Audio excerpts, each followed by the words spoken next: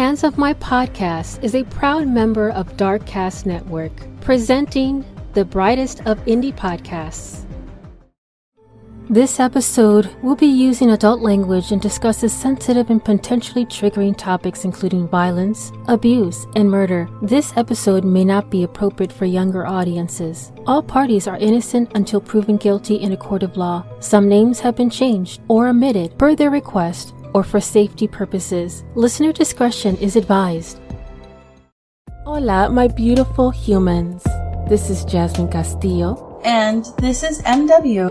Bringing awareness of murdered and missing Indigenous women, girls, two-spirits, the LGBTQ community, Asian American, Native Hawaiian, Pacific Islander, Black Indigenous people of color. These are their stories. So, welcome to Hands Off My Podcast.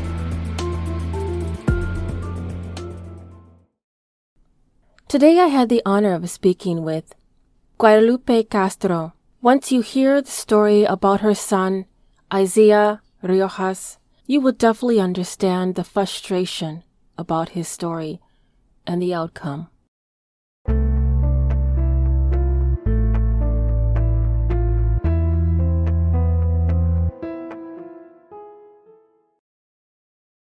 My name's Guadalupe Castro. My son, Izaiah Luke Riojas, my oldest son, was brutally murdered in San Antonio, Texas on August the 15th, 2020 by 5 so-called friends that have been lying, that have tampered with evidence, that have made our lives hell, that have been covering up for each other, that smiled in my son's face and told him they were his friends. But at the end, they left him dead in the dark, in the grass, like his life didn't matter, like he was a nobody. And I just want justice to be served for my son. My son was murdered by all five. All five. Not just one person. They were all involved. They were all accomplices. August 15, 2020, which was a Saturday, SAPD, which is San Antonio Police Department, said several people were, quote-unquote, playing with a gun inside a car near Rosemont at Bethel Place Apartments, located at 500S Acme Road in San Antonio, Texas. These people were 5 friends, and I state that loosely, friends of Easy. According to an early news article, the people had told a sergeant on the scene that night that they were, quote-unquote, all playing with guns. The fatal shooting does not have a definitive time frame, but one news source says around 12:40 a.m., but this is not the correct time based on other information. Castro received a call at midnight from someone who had said her son was shot and then hung up without answering any questions. The early news article says that it was 12:38 a.m. when police and firefighters received a call from the local reporting the shooting. Police were said to have responded to the scene around 12:38 a.m. However, this information has several contradicting times between different news sources. If this is the time they received the call, this is not the time they were on the scene. An earlier article said Sergeant on the scene told the press that the victim and the unknown number of people were inside a car in the parking lot.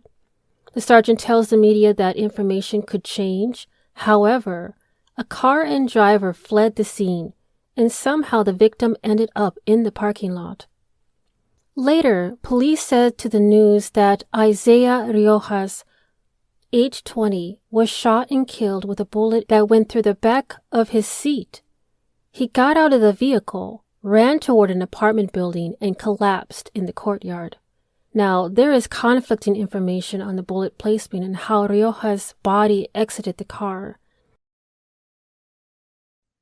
And the San Antonio homicide detectives didn't do anything to help my son and my family get closure and justice. They didn't answer any of our questions. And the DA is doing the same, which I spoke out, and now we have been treated like criminals. And it's unbelievable that they would do this, that they would treat families of murder victims like this. They give these criminals like a royal treatment. And us, here we are, all we want is answers, the truth to my son's murder. And it was a murder that almost blew his head off, or they blew half of his head off for the back. My son suffered in the hands of those 5 monsters that night. And I have been getting nothing from these so-called homicide detectives and DA prosecutor Gretchen Flader. In December 20th, 2016, prosecutor Gretchen Flader is in the news because she allegedly attempts to sabotage her administration along with 37 other prosecutors. According to District Attorney-elect Kim Ogg, these prosecutors had all been fired for various reasons. Flader had been accused of giving bad information about a case as well as having a romantic relationship with another prosecutor, Nick Socias, whom Flader married. Socias had been fired for being a part of the quote-unquote Jenny scandal. Now, prosecutor Gretchen Flader, the case involvement timeframe is unknown, but she becomes involved in the case. On Riojas' mother's Twitter account, Justice for Easy, she shares many snippets of conversation between herself and Flader. And since I spoke out, they've been against me. Like, it's like retaliation. Like, I spoke out against the improper murder investigation, and it's like now it's retaliation. Like, now they don't want to do anything to help me out. They ignore my calls, my texts. And it's not right. Like, it's not right. I trusted these law enforcement for answers. This is what they're out there to do, to protect and serve our community, protect our kids. And they're so corrupted, covering up for each other. It's not right. I've met so many families. I'm not the only mother going through this. I've met so many families out here that have no justice, no closure. And it's not right what they're doing. My heart is screaming with anger on how they have treated you and your son from the beginning. I've been following your case and watching you on Twitter, how they have been, it felt like he was being brutalized all over again, even after his death. This is affecting you. This is affecting their family and him all over again. He's not here to fight for that. And you have to take the place of all of this. Just watching you, my heart breaks. And it's so true, like you said, Lupe, there's so many other people, families that are going through this. I live in Texas as well, and I've seen how they treat the Latina community, person who's a person of color. Like, they turn their backs on them and they treat them like they're just garbage. That's how I feel. Like, that's how I feel because of the side of town that I'm from, where my son was murdered. The crime is high. Because our skin is brown. Because I have tattoos. My son had 2 tattoos because he was wearing basketball shorts. These detectives right away, they judged him. Like, oh, he's probably a little gangster, killed and where all the crime is at in the book. My son played basketball. They traveled a lot. I don't know where he met his kids. 5 days before he was murdered, I told both of my boys, I don't like that crowd that you're hanging out with. I don't want to see you in jail, and I don't want to bury one of my kids. And he tells me, Mom, I'm 20 years old. I know what I'm doing. And I said, Isaiah, please, I don't like them. Their dad told me, some things that I don't like. Easy had his wallet stolen and his money taken out of his debit card through a different ATMs in the area. Then his bank account was closed by an unknown person after he died. A mysterious phone call went to his mother to say that he had been shot, but they hung up without giving details. Only Jaime Riojas was charged, but the rest of the friends have not. And they've changed their stories often. Text messages have additional information and show that a female may have lured Easy to the group to beat him.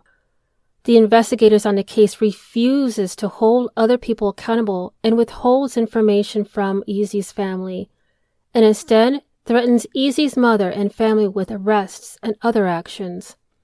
This investigator, working for nearly 27 years, may have similar incidents in other cases. The petition has nearly reached the goal number of signatures and, as of this date, has 1,175 signatures, and the comments ask for justice as they all agree he was murdered and robbed. And 5 days later, I get to the crime scene and I see him laying in the dark with one shoe on and one shoe off.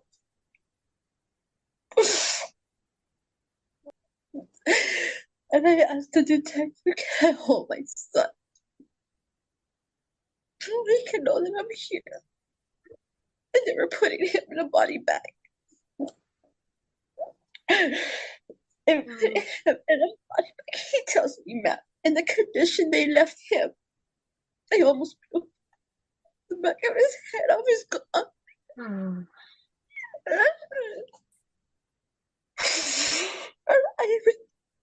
I could just see them putting him in a body bag. And I was on my knees, screaming for him to get up. I said, Daddy, what did mommy tell you?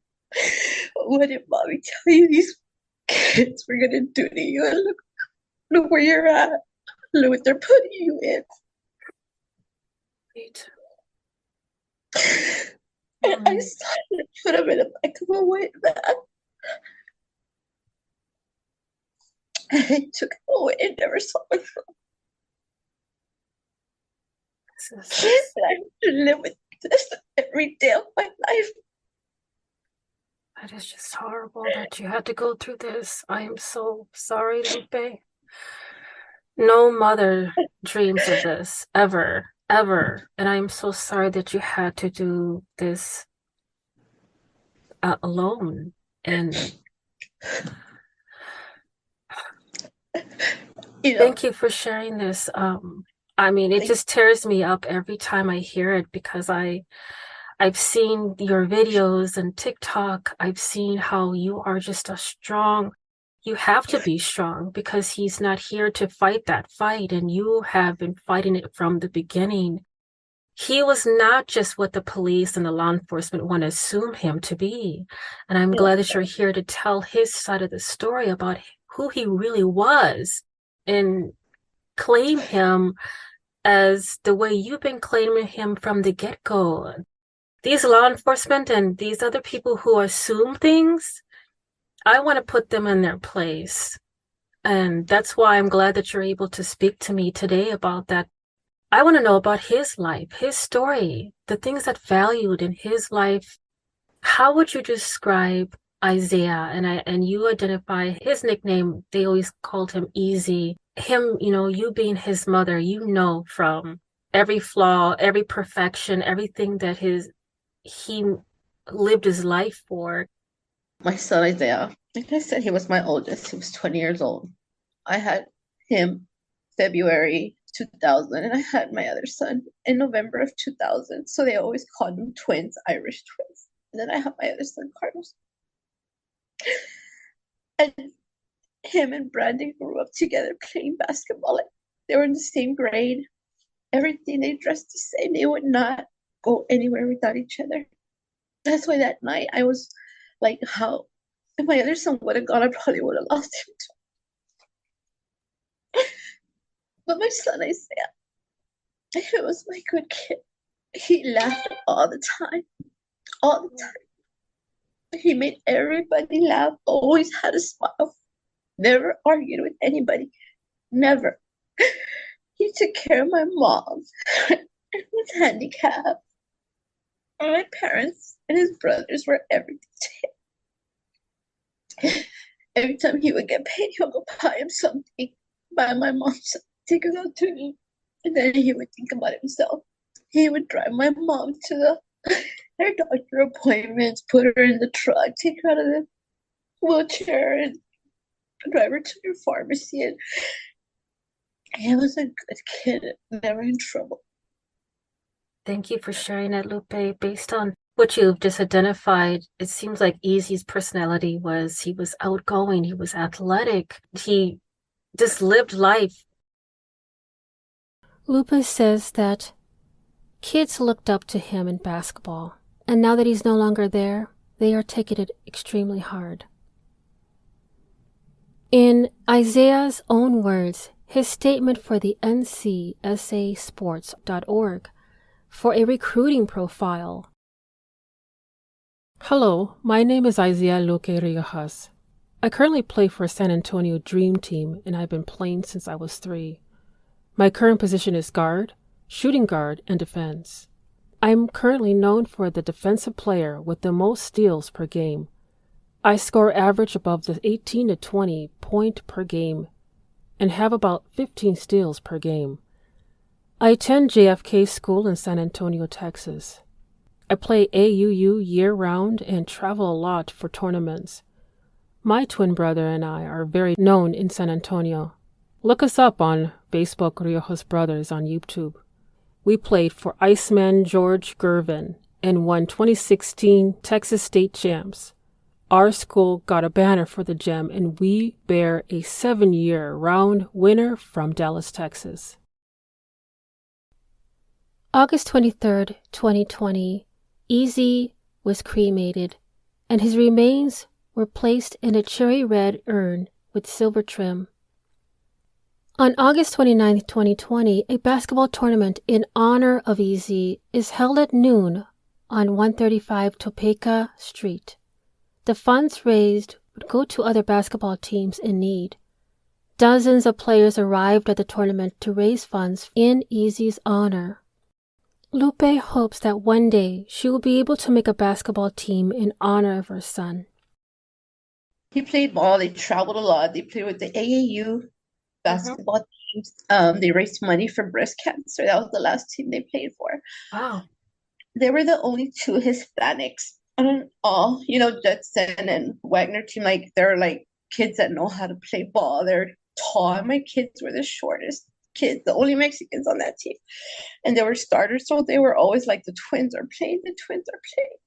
And he just tried hard to where he was at.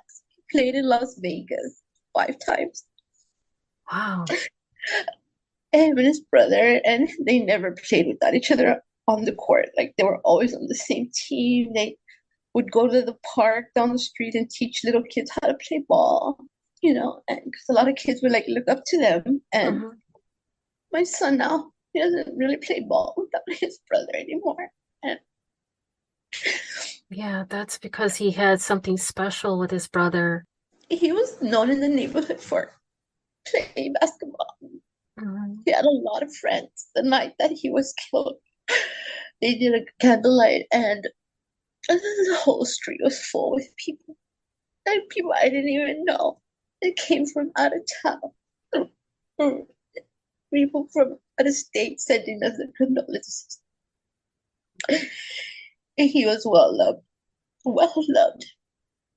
Sure. He would always say yes to everything. I would say, Isaiah, you have to say no. No, mom, I have to help him. No, mom, and I would tell you, sometimes you have to learn how to say no. Isaiah, no, mama, if I can do it, I'm going to help him. I'm going to help him. My son was born with seizures.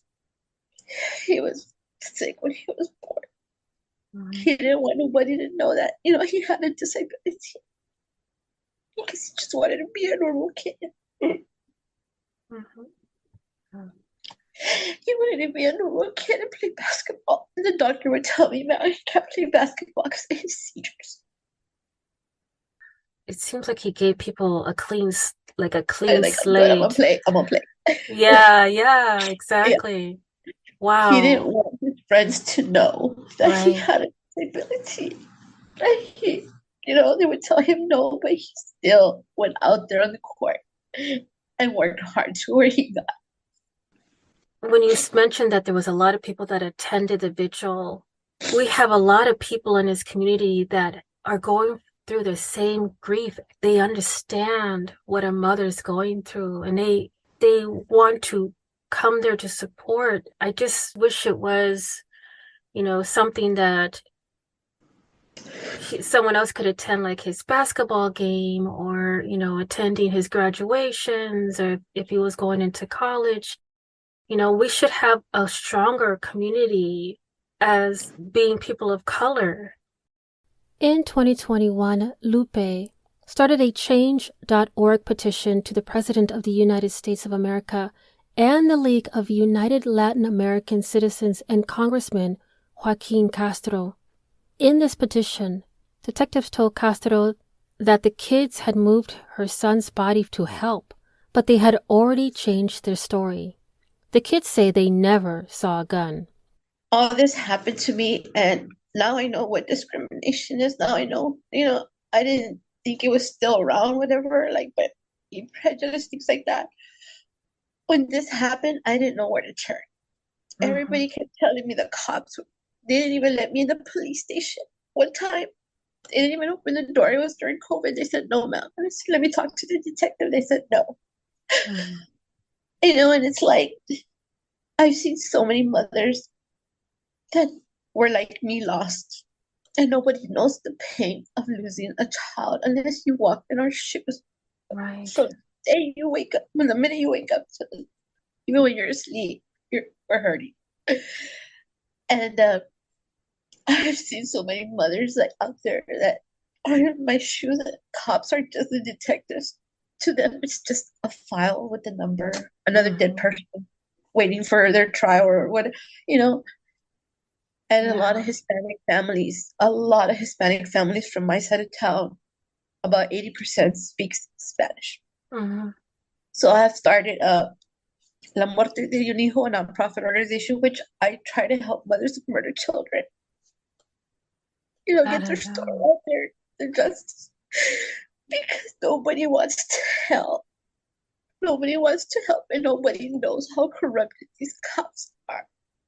To them, our kids are. Yeah, that is a beautiful thing that you were able to take this and help other people, even though your heart is still wounded from all of this that's been going on. Can you tell me more about your foundation? I would love to help others who are listening to this podcast and our conversation and listening to your story and your son, Easy, and the different steps of grieving process and helping each other out in a situation like this. I would love to know more about the foundation. Did you just start it recently? I started it last year. I started helping mothers. I would always see mothers on TV crying, asking for justice, that their child was murdered. And I would always look and say, oh God, please don't let me ever, be in those shoes. But it happened. It happened to me. Now I'm the mother on TV crying, asking for justice, fighting for justice, standing outside the police station with fines. I never thought that I would be wearing a shirt with my son's pictures that says justice for Easy. Right. No mother ever thinks that. No. We get that call, and you don't know where to run, where to go. And every time I meet a mother, or they contact me through Facebook, Twitter, they ask me, how have I been so strong? Because of my other boys. The boys need me, my parents. Then I see these mothers over and over on TV fighting. I'm like, what's going on?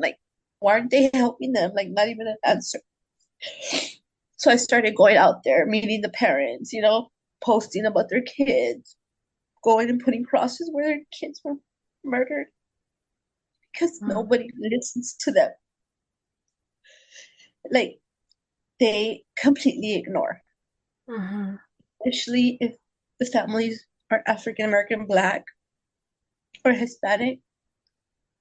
In San Antonio, Hispanic have the highest rate of murder victims of unsolved cases. Right. There's mothers that are out there still standing with signs, and it's been 10 years, and they can't even get a call or an email from a detective. And it makes me angry. And I told the judge, In November, I said, I refuse to be that mother that's going to live for the rest of their lives with why to my son's murder, no answers. I said, I refuse to be like those other mothers. Right. I said, they're strong, they're being strong, but I want answers. I want answers, and I'm going to give my son the justice that he deserves, because nobody deserves to get murdered. And Absolutely. every time I meet a mom, I just want to hug her and tell her that it gets harder and harder every day. Mm-hmm. It doesn't get easy. It doesn't get easy at all. And then the cop, detective, and the DA just making it harder on us. Like, we're grieving, we want answers. Like, our kids are getting murdered every day by gun violence. And you're not getting us justice. You're just arrest one and that's it. Like, no. What message are they sending all these kids out here? Right. You know, with guns. Go kill somebody, cry, kick, and lie, and the detectives will let you go. Like, no. Justice needs to be served, and they need to treat everybody the same as if it was one of their own. And Absolutely. They don't. And I've lived through it, and it's not right. Just because they have the authority, they're law enforcement, they wear a badge, they wear a uniform. We all bleed the same, and we should all get treated the same. Absolutely. And these kids are getting murdered, and we just want answers, justice, and we can't even get that. We can't even get a call back from the detective. We can't even get a call back from the DA. They can't even look at us in our face and give us a straight answer. But the case is already closed. It kills me. Yeah, that's been one of the things that I have been pushing for on a previous conversation that I had with another mother who's going through the same thing. And I've even called out the law enforcement on my podcast. I said, y'all need to do better. Treat it as if it is your mother, your cousin, your own child. Like, I completely agree, Lupe, when you say that we bleed the same color. You know, our skin is just a pigmentation difference. It's not anything else. We're human beings, and you should treat us as such. It's just like, I don't know how many times I have to say it, but I will say it till I'm blue in the face. And I'm hoping that there is justice. There's a group of people in uncovered.com that work with cases like yours to collaborate and collect enough information and that's solidified and relevant in a case and to find justice. And that's one thing that I love about this community is that they've helped me from the beginning to now. I mean, I reach out to them all the time, and they just people who are passionate about the same goal, to get justice, to find closure, to get healing process, to find the people who've done this. And I love it. I love what they do. They have that same drive.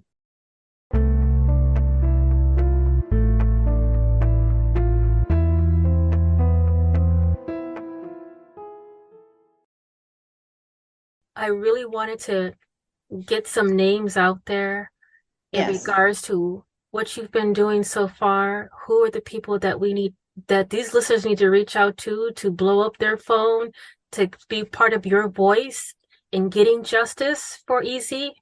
You know, that was my goal. If you were able to share at least something on what you've been doing so far and how we can help to make it heard across the world, to get something done, to get justice for Easy.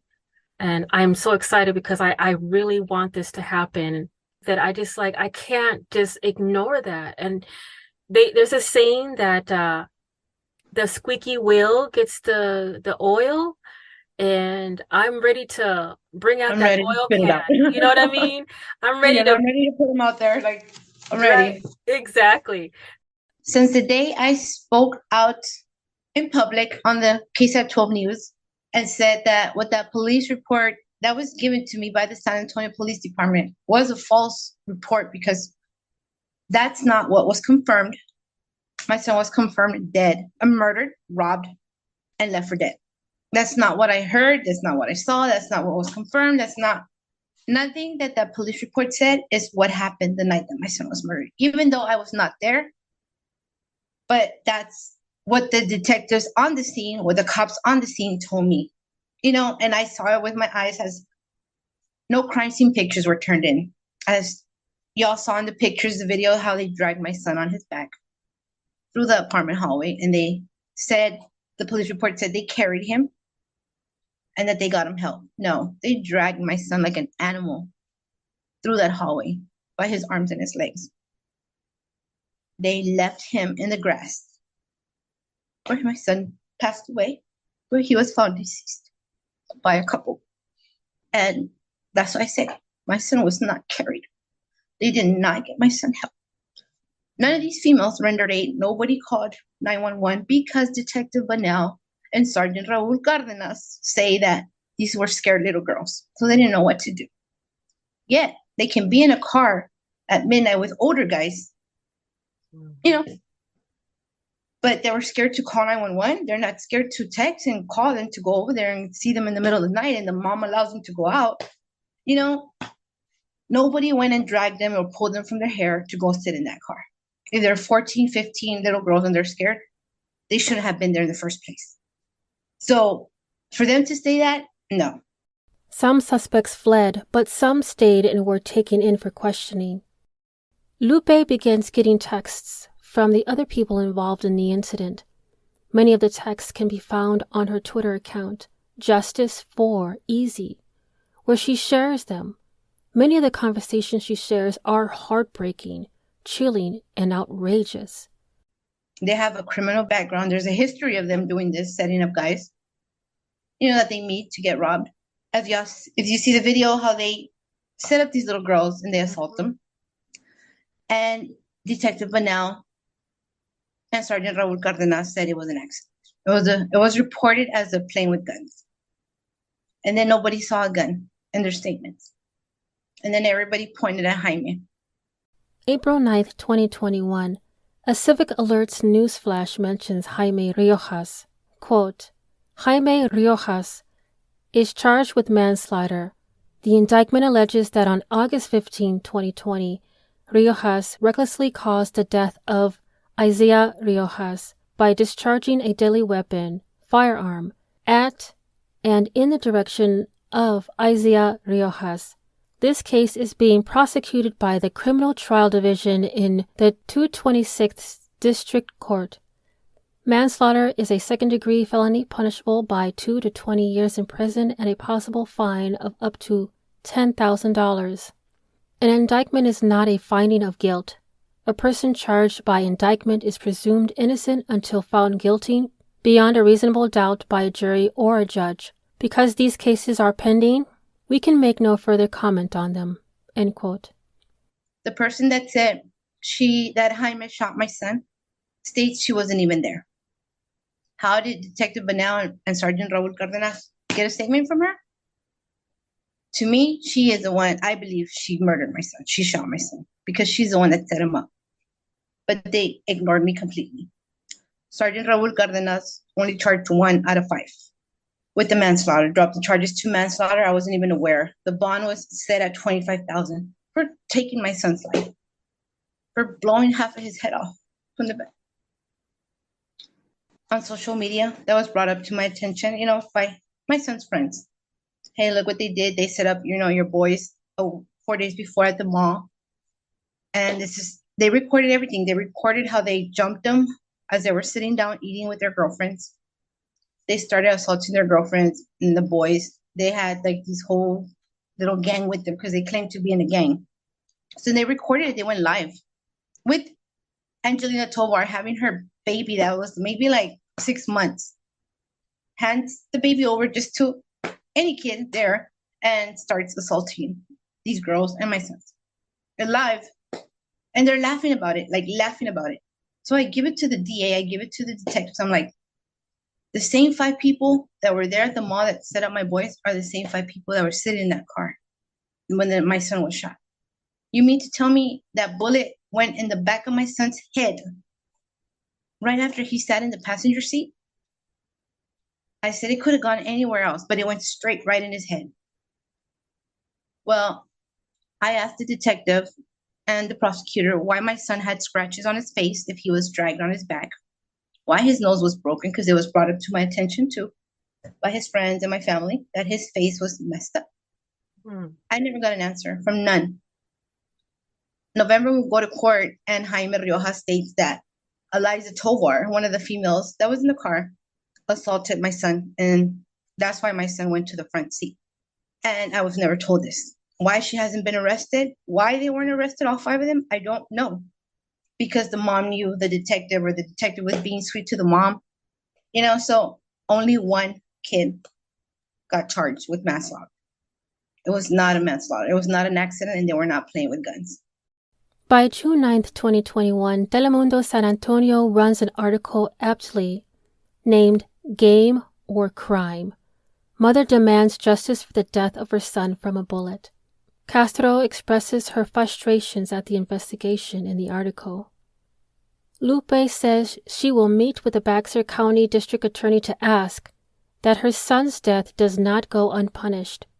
In the hallway that they dragged him by his arms and his legs, or dragged him through, there was a doorbell ringer. There was 4 doors, and one had a doorbell ringer. Caught everything on tape as they dragged my son, all 5 of them, by his arms and his legs. Detective Bunnell confirmed the next day. I went with an SAPD officer to make a report, to make sure they got the video. The resident says there is footage of them dragging my son, all 5 of them, that he would show it to me. So the SAPD officer starts looking through that man's phone, and he gets to the time and everything, and he turns around and he goes, "Miss Castro, the video's not here." So we're like, the man tells me, "Well, the detective came by early this morning, but he never told me he was going to take the video." And I'm like, okay, so we're all standing there by his door, and the SAPD officer calls Detective Bunnell on his phone, and he's on speaker, and Detective Bunnell confirms he has the video. He took it, he had it, and he saw all 5 dragging my son. And if I would have seen it, they couldn't use it in court. So that's how everything ended. July 24th, 2018, Detective Robert Bunnell is in the news for a murder case of Rodney Spring and Quikether Harris on January 21st, 2016. However, the defense attorney Joel Perez questioned the police investigation's thoroughness. Quote, Detective Robert Bunnell admitted that the case at times was, in his words, shabby, but Bunnell insisted that he was confident the case against Arroyo was solid. End quote. Now, with a little digging in regards to Detective Robert Bunnell, the case involvement timeframe is quite unknown. Police officer of San Antonio, Texas, Detective Bunnell was a homicide detective from November 2019 to current for more than 14 years. Previously, he was a patrol officer in the U.S. Navy. Detective Bunnell was also a cold case detective from June 2010 to March 2012. Detective Bunnell becomes involved in Riojas' case, and Castro's Twitter, Justice for Easy, has many snips of conversation between herself and him. Castro expresses that she feels Bunnell did an improper murder investigation. These detectives or these cops couldn't even call the firefighters to clean up my son's blood. The video I took, that showed that they dragged him was the next day. Like, they couldn't even do that. So the cop is like, "I'm sorry, ma'am, you had to see this. I don't know why they didn't call the cleanup crew, whatever, the fire department." So I started recording, and that's when I said they dragged my son. Like, then it was a manslaughter charge and only one on $25,000 bond. Then one of the females messages me, "You thought you had a video. Where is it at?" I'm like, how do they know what evidence there is? I called Sergeant Raul Cardenas, the supervisor, the next day. He tells me the video wasn't recording. I said, "No, you're lying," because Detective Bunnell confirmed. I have it on a police report. And he says, "It wasn't recording." And I'm like, so the video just grew legs and walked away. When I recorded this Sergeant Cardenas, I recorded him on a phone call because everything I was being told kept changing. Everything was different from that night. So I started, recording and sending everything by email to have my proof. And he tells me, these girls, their story never changed, but he knew their names like offhand. Like if he knew these females, whatever, he knew their mom, like if he's related to them or whatever, but I knew there was something more going on. Days after, the mom of those females, Anita Sertuche, posted on my son's justice page on Facebook. The detective is being so sweet. He just called to see how I was doing. And the aunt, her sister, posted, we don't call the cops. We just take screenshots and we call the detective. He's on our side anyways. When I saw that, I said, this is why my son's evidence went missing. This is why her daughters are walking free and her boyfriend that she couldn't identify that night and their other friend. This is why everything's being pointed on one person. This is why my son did not get a fair trial in Bexar County. And this is what they're covering up. They're covering up what Sergeant Raul Cardenas did because he was being sweet to the mother. I couldn't get a phone call from him regarding my son or to ask a question or to give a statement. They never asked anybody, none of us, to give a statement on my son's. Like you, they asked me, tell me about your son. They never even asked for a picture of my son when he was alive. So that since then, I said no. Like these detectives, it's not right. And everything kept changing. That the whole story changed. They knew things about my son's bank account. What? I'm like, how do they know that I made a police report on my son's bank account? Because they stole money from my son's bank account in different stores. Oh my gosh. They took his phone. The gun that was used in the murder to murder my son was found in a trash can, wrapped in a blue towel with my son's phone. And they said it was an accident. I said, how can it be an accident? That's choice to leave the crime scene.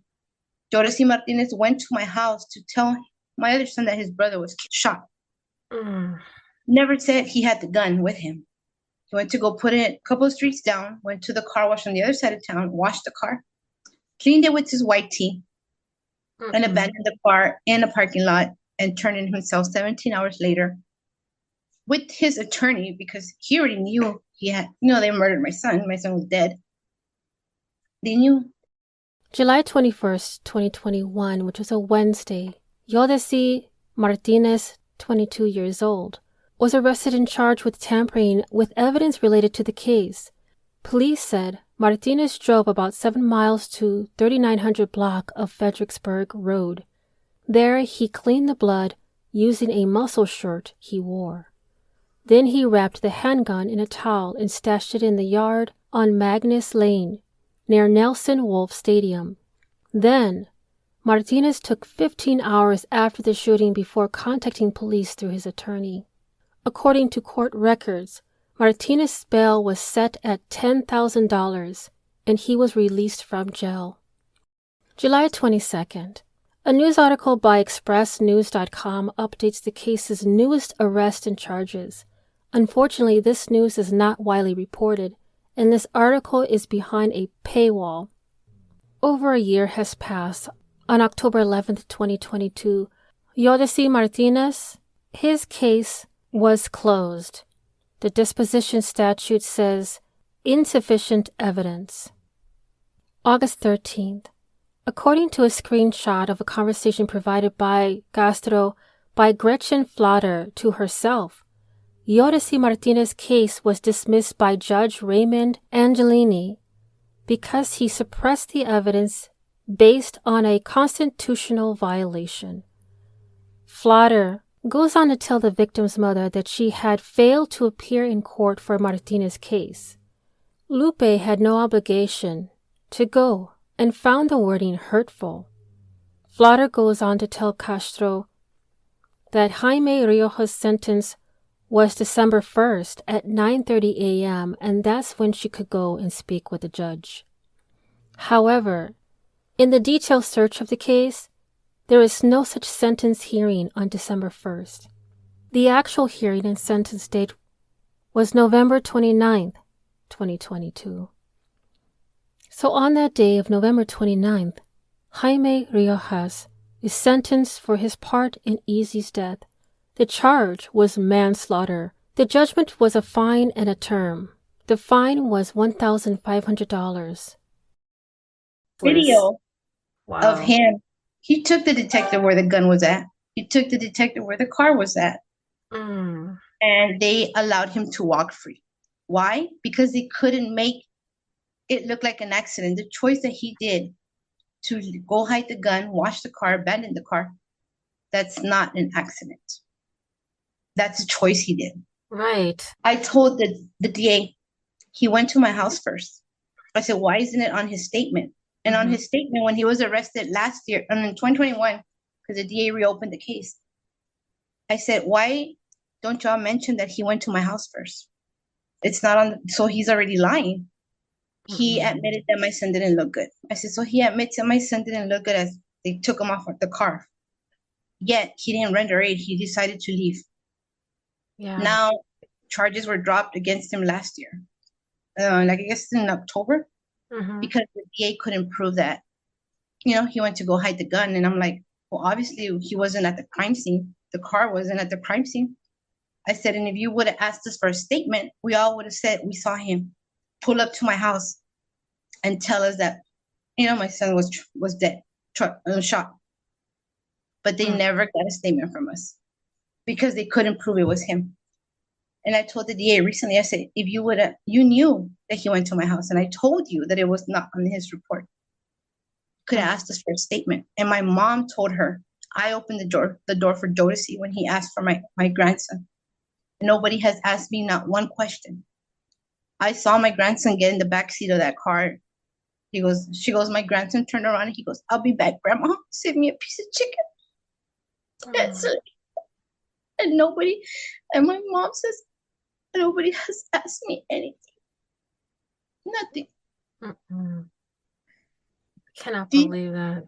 Detectives have the 4 or 5 that were in the car, charged one, who have lied since day one, tampered with evidence because nobody else can go hide the gun.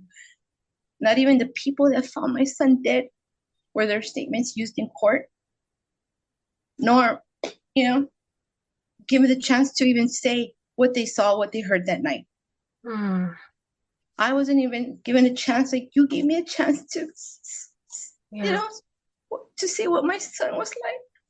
You have been doing this for 2 years, going on 3 almost. Yeah. And the type of respect that you should have deserved should have been from day one. And on top of that, this should have never, ever happened, period. He was the 4th case in Bexar County that Detective Bunnell, according to San Antonio prosecutor Richard Flader, that Detective Bunnell did an improper murder investigation, that he lied on a police report. When Lupe mentions that there has been so many cases of families have encountered the same situation in San Antonio, as well as with the similar types of endings of their lost loved ones, MW actually found possible similar cases, and I will definitely have these in the show notes for references. Next meeting, we go 2 weeks later to meet up with her again in her office because she didn't have all the evidence. Detective Bunnell fell off the earth. He was forced to retire. Sergeant Raul Cardenas is not the supervisor to the San Antonio Homicide Unit.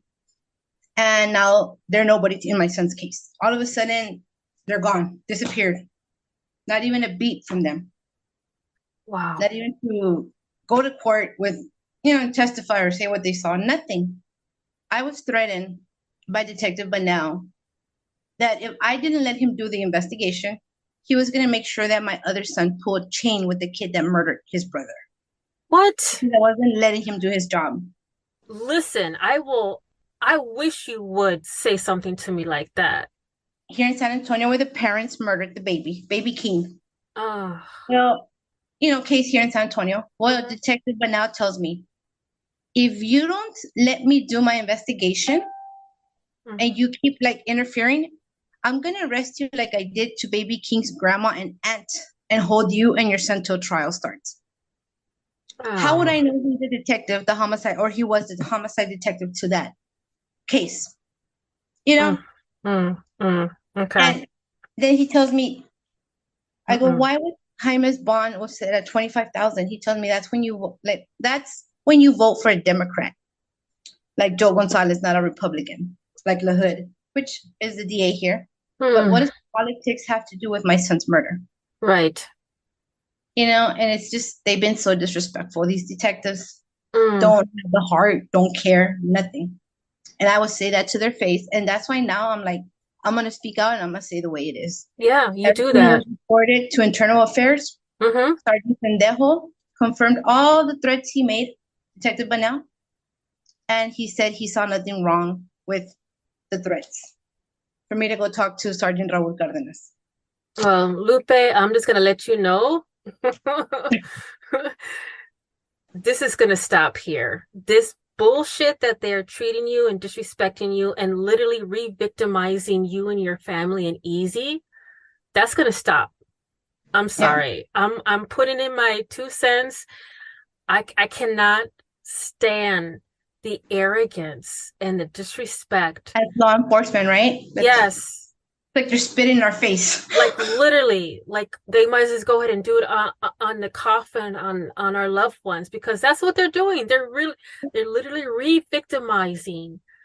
You know, it's like the loved ones. Because we're Mexican, because we're like, we don't have the money just to go and, you know, we're not rich, or, you know, we have to do this to get money, you know, to bury our loved ones, because we just don't have money from one day to the next, you know, it's a lot. And then for them to be doing this to us, like, he would call me to threaten me that he's going to arrest me because I was harassing my son's killers and he was going to press charges on me. I wish a motherfucker would. I'm sorry. And I'm sure I'm not the only victim here in San Antonio that they did that to, because they don't care. They don't care. They can be if they've been in the law enforcement 26 years and 27 years. Okay, if you're tired of your job, then let somebody else do it. Right. Because these are our loved ones that are getting murdered. We want answers. And you're just like, okay, there. Like, he told me, I only do VIP cases, Detective Bunnell. That's what he told me. He only does VIP cases. That's mierda. Fuck, like, I'm like, you know, you should treat everybody the same. Everybody. What do you mean? There's no VIP cases. There's no VIP murders. There's nothing. Like, you should treat everybody the same and get everybody justice and closure. Exactly. Don't pick and choose what case you're going to do this and what case you're going to do that. Like, Prosecutor Gretchen Flader from the DA's office has a history from the Houston DA's office of doing what she's doing to my family in Houston. Like, you did it over there, you know, it's on the internet, it's out there. So I read about it. Same thing she did over there. She's doing it to me. And I'm just like, and I told her the other day, I said, you know, this is not something that you just, oh, it happened. Or, like, you've done this before. You know what you're doing. Mothers have murdered children, and now you're doing it to me. Like, that's bullshit. That's some bullshit. That is so, oh my gosh. Why? Because they have the authority and the abuse of it. They're abusing their power, and it's pissing me off. I'm so glad that you reached out to me, because I'm a firecracker. I mean, my mother is Mexican and my dad is Black. So I know, like, I am enraged. Just, we need justice for Easy. And I am so behind you 120%. And I'm not going to stop. Like, I'm not going to stop. Don't stop at all. I have been told, you know, be careful if you go out, because a lot of people that speak out against the cops, you know, end up getting killed, or, you know, an accident happens to them. But you know what? This was my son that was brutally murdered. He suffered in the hands of these 5 monsters, which are out here committing crimes and harassing us, and they're not doing nothing about it. And I'm going to speak out till justice is served for my son. Yeah, I mean, I've seen the videos of them just like glorifying and trying to play like, quote unquote, paying respect to Easy with their T-shirts and having these little drinking parties. And so I said, you know what? They're celebrating the murder of my son, and these detectives can't see that. Like, come on. That's, to me, it's like, you guys are literally dancing on someone's grave, and like, that's just so disrespectful. Well, let me tell you, they showed up to the candlelight the night that my son was murdered. Oh, really? T-shirts and pictures and candles. These females. They are some scandalous. Oh my gosh. Yeah, I wanted to say that because so they claim that nobody beats them up. But, you know, if you ask around San Antonio, they're known for setting up people. And the proof is there, the evidence is there, the videos are there. And these law enforcement, detectives, cops, whatever, allow them to do this. So I told the DA, you can prevent another mother from burying or, grieving the loss of a child. Right. You can prevent this from happening to another kid, getting them set up and, robbing them and beating their ass and recording it and laughing about it, humiliating them on social media. But yet you're defending those who are doing wrong to others. They're going to end up killing somebody else. And I'm going to turn around and blame it on you because they've gotten a DUI. They're already pending charges on other cases for assault. And this DA is just defending them. She asked me, what did they do to my son? And you see the messages. They tell me my life is better than yours. Let your son get pissed. Like he's already dead. Let him die. Like he's already dead. Like go live your life. Go get justice somewhere else. Like that. I used to have those girls for breakfast when I was a teenager. But those are the witnesses that the San Antonio Homicide Unit and DA say are my son's only witnesses. Okay, let me come back down because I'm fired up and I'm going to be like running around, stomping around the house for the rest of the day, just like fired up about this because I want justice. And I am going to be next to you, Lupe, as much as I can with what I have, my resources. In closing, Lupe, thank you so much. In closing, is there anything that you'd like to share to the listeners in regards to how they can help or what they can do to be part of making this justice happen? There's a lot of families, like I said, that I met out there that don't speak out because of the harassment, retaliation from the cops, from those involved in the murder, like mine. Speak out because we are their only voice and we are the only ones that can get our loved ones justice. Nobody deserves to get murdered, to suffer, like my son suffered. It takes time, but justice will be served. But don't give up. One door closes and another one's going to open. There's a lot of families out there that are looking up to us in the battles that we're going through. And we have to teach them and show them that we're not going to give up and for them not to give up. And I'll never see the San Antonio Police Department the same as I did before. Don't give up. And there needs to be police accountability everywhere. Exactly. And that they need to be put out on social media. They need to be, shown what they have done, what they do.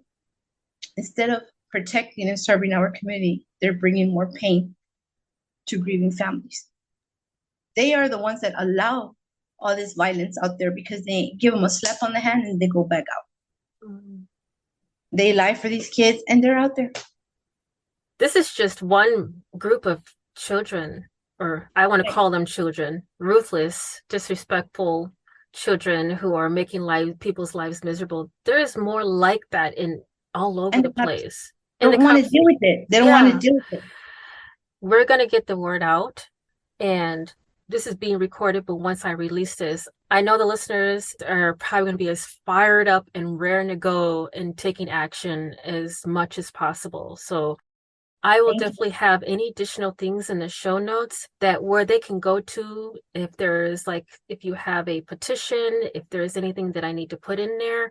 I want this to be on blast. People are going to be held accountable. I want these cops held accountable, detectives, DA. It doesn't matter. We all bleed the same. We break the law, we go to jail.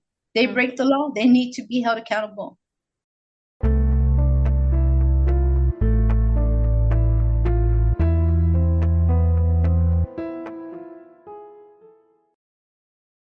Please don't hesitate to contact Lupe. She does have a support group and an organization, a safe space for families of lost loved ones.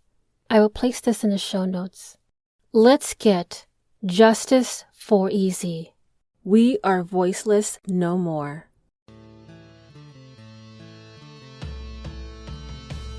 Thank you for listening to Hands Off My Podcast. If you are enjoying the podcast and you'd like to support the mission, I do have a Patreon membership that will help the cause and bring more detail on cases and stories from the people of color community. If you yourself has a lost loved one or a story suggestion, please don't hesitate to contact me at email handsoffmypodcast@gmail.com. And if you are only able to support in another way, please give this podcast a 5-star rating on Apple or Spotify and continue to listen to upcoming episodes every Thursday, wherever you listen to your podcast. Dios te bendiga.